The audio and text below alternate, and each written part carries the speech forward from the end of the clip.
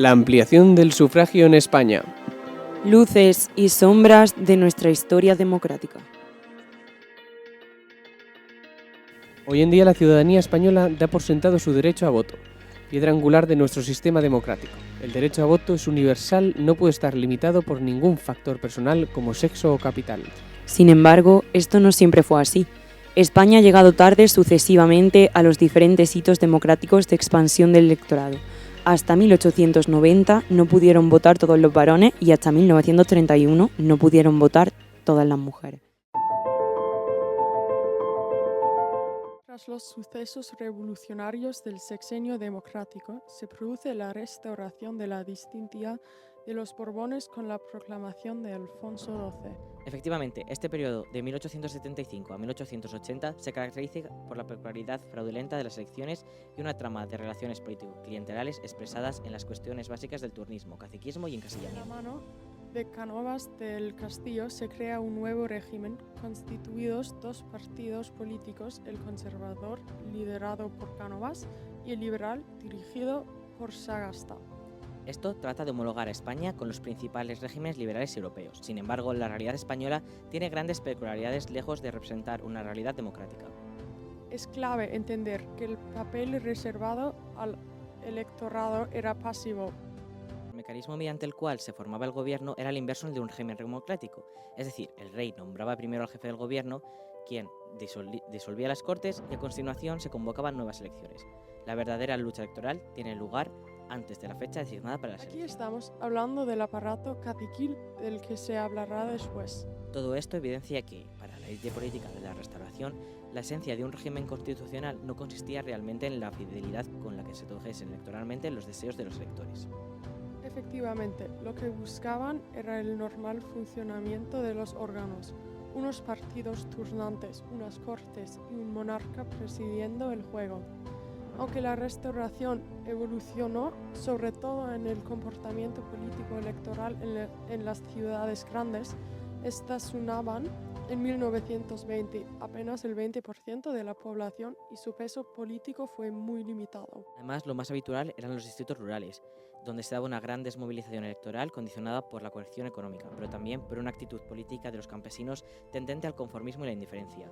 Así, tanto en el periodo del sufragio censitario como tras la reimplantación del sufragio universal masculino en 1890, la abundancia y la diversidad del fraude fueron norma habitual en todas las regiones españolas. Así, el sistema político canovista se mantendrá sin grandes fisuras hasta que la crisis del 98 abre nuevas expectativas.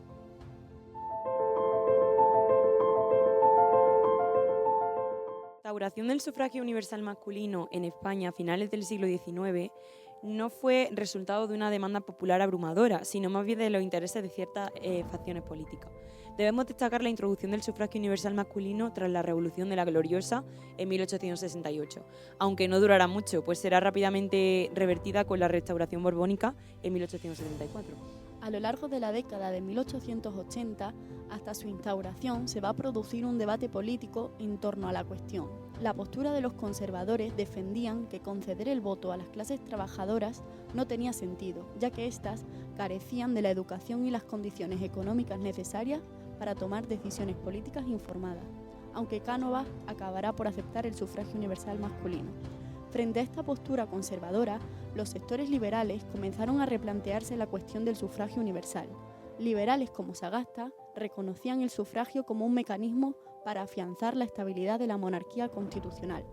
Otros, como Canalejas, argumentaron que el sufragio universal también podría servir para apaciguar a la clase obrera, domesticando sus demandas y alejándole de la tentación de la insurrección. En cuanto a posturas socialistas, Pablo Iglesias planteó su escepticismo frente a los partidos burgueses y sus promesas de sufragio universal, pues veía no una verdadera intención de cambio para la mejora, sino un gesto de conveniencia política. Así, en 1888, el diputado liberal Moret presentó el proyecto del sufragio universal ante el Congreso, pero no será hasta 1890 cuando finalmente finalice el debate en torno al sufragio universal masculino, que culmina en la Ley Electoral del 26 de junio de 1890. Será aprobada por 143 votos a favor y 31 en contra, lo que suponía que alrededor de 4,8 millones de varones españoles pudieron votar en las siguientes elecciones. A principios del siglo XX, España era una sociedad patriarcal y los movimientos feministas como la Asociación Nacional de Mujeres Españolas o AMNE y el Liceum Club Femenino empezaron a reivindicar los derechos de las mujeres, incluyendo, obviamente, el derecho a voto. Las sin sombrero, mujeres de la generación del 27, también lucharon por su visibilidad en los ámbitos cultural y político. Sin embargo, durante la dictadura de Primo de Rivera, como es obvio, del 23 al 30, las condiciones políticas no favorecían para nada estas demandas feministas. La proclamación de la Segunda República sí que es verdad que lo cambió todo. En el 31 abrió una nueva era política, dando impulso a la lucha por el sufragio femenino. Primero tenemos la Ley de la Reforma Electoral de mayo de ese mismo año, de la que destacamos los artículos 2, con el paso a circunscripciones plurinominales, y el artículo 6, con la reducción de la edad de voto a los 23 años. Pero también supone avances específicos, como decimos, en el voto femenino, con su artículo 3, una reforma del anterior artículo 4 de la Ley Electoral, pues permitió que las mujeres fueran elegidas, pero no votaron aún. Esto se denomina sufragio pasivo. Parafraseando el artículo 3, como podéis ver, dice: el artículo 4 de la ley se varía en el sentido de reputar como elegibles para las Cortes Constituyentes a las mujeres y a los sacerdotes. 3 diputadas, Clara Campoamor, Victoria Kent y Margarita Nelken, fueron electas en junio de 1931, siendo Campoamor la defensora más ferviente del sufragio femenino. La Constitución de 1931, con uno de sus artículos, el 36, como se expone ahora mismo en pantalla, que dice: los ciudadanos de uno y de otro sexo mayores de 23 años tendrán los mismos derechos electorales conforme determinen las leyes, además del 53, que dice: serán elegibles para diputados todos los ciudadanos de la República mayores de 23 años, sin distinción de sexo ni de estado civil, que reúnan las condiciones fijadas por la ley electoral. Otorgaron finalmente estos artículos y la ley a las mujeres el derecho a voto, equiparando sus derechos electorales a los de los hombres. Además, en 1932, la Comisión Jurídica Asesora elaboró un anteproyecto de la Ley Electoral, títulos 2 y 7, que incluyó medidas para garantizar la libertad de voto y la presencia femenina en las mesas electorales, aunque sin obligatoriedad.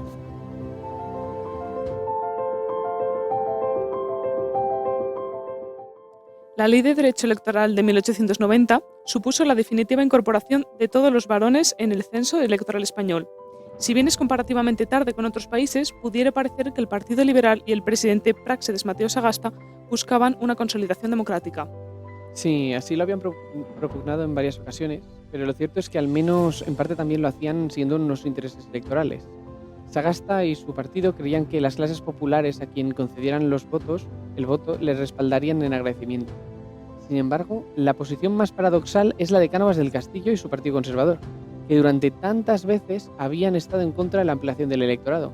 En la Constitución del 1876, que lo omite expresamente, las leyes electorales del 77 y del 78, que vuelven al sufragio censitario, etc.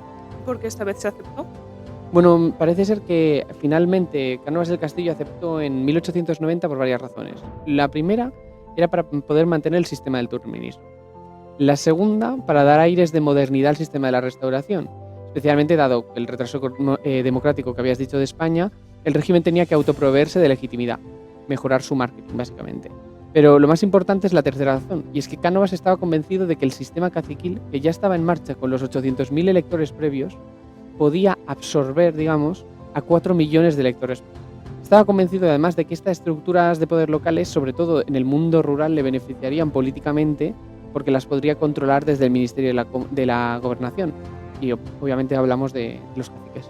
Como de hecho así ocurrió.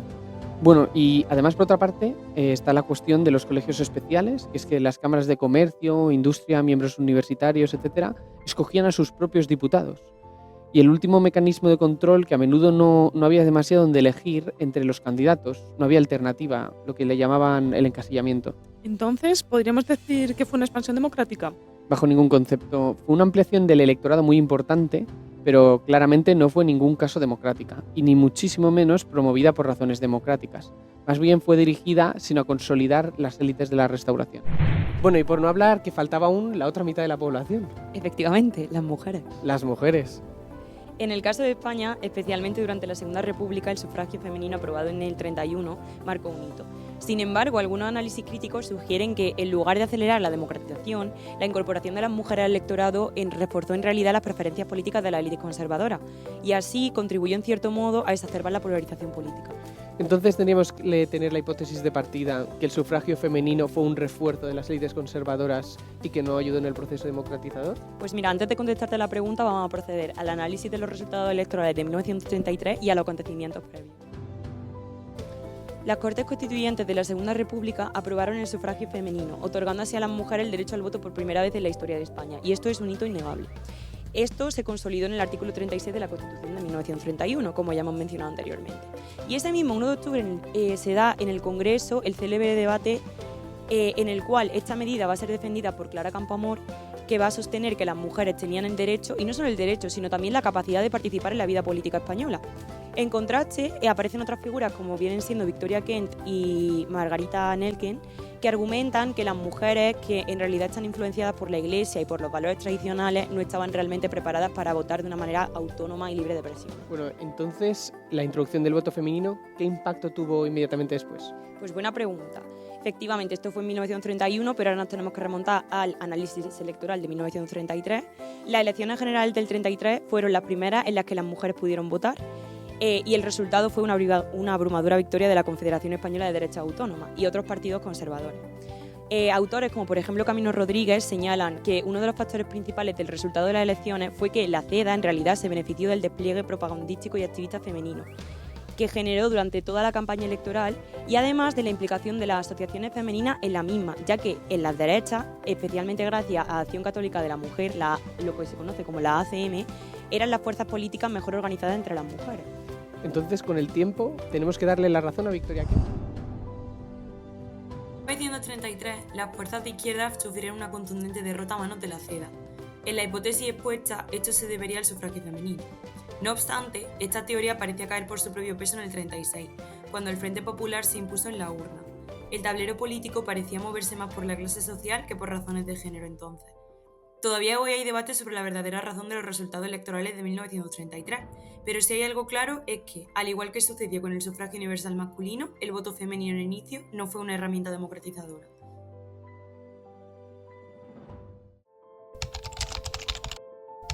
A lo largo de la historia de España, las élites políticas han manipulado las leyes del sufragio y los procedimientos electorales para consolidar el poder en lugar de expandir la participación democrática. A finales del siglo XIX y principios del siglo XX, el clientelismo y el fraude electoral eran prácticas comunes y las élites utilizaban a menudo el voto para reforzar sus propios intereses en lugar de reflejar la voluntad popular. Como resultado, el sufragio se convirtió en una herramienta de control político. Aunque los movimientos de sufragio eventualmente ampliaron los derechos y la representación, su alineación con los principios democráticos fue inconsistente debido a manipulaciones políticas e interrupciones autoritarias. Estos factores impidieron que el sufragio en España fuese un fenómeno plenamente democrático de manera constante. Retomando nuestra hipótesis de partida, tenemos que reconocer que en el caso de España las olas de ampliación del sufragio han sido victorias de la derecha, que han servido solo a los intereses de unos pocos. Ya fuese en 1890 con el sufragio universal masculino o en 1961 con el femenino, el sufragio nunca ha sido en España una herramienta democratizadora.